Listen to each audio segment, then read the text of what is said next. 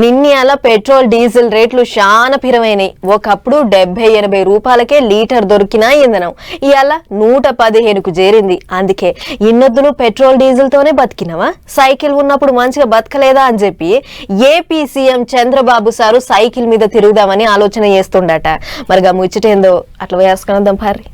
ప్రధానమంత్రి నరేంద్ర మోడీ సార్ ఏమంట petrol diesel తక్కువ వాడాలని చెప్పిండో అప్పటి సంధి ఏపీల కూటమి సర్కారు వాళ్ళు తమాం బండ్లు పక్కకు పెట్టిర్రు. ఇప్పటికే మంత్రులు ఎమ్మెల్యేలు కార్లు పక్కకు పెట్టి సైకిళ్ళు కరెంటు బండ్లు వాడుతున్న ముచ్చట అందరికీ ఎరుకున్నదే. అయితే ఇప్పుడు ఆ లిస్టులకు ముఖ్యమంత్రి చంద్రబాబు సార్ సుత చేరబోతుండు.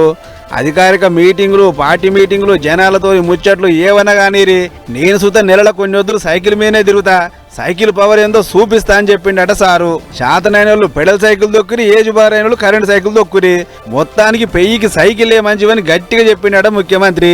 అందుకే కడుమ లీడర్లు సుత ఇప్పుడు ముఖ్యమంత్రి బాటలనే నడవాలని చూస్తుర్రు. ఇక పెద్దసారి ఎప్పుడు తిరుగుతాడు ఏం కథ అనేది ఇంకా నికరం కాలేదు, కానీ ఎలక్ట్రిక్ సైకిల్ వేసుకొని చాలా ఇండియాను సుడి పెట్టాలని ప్లాన్ చేస్తున్నాట.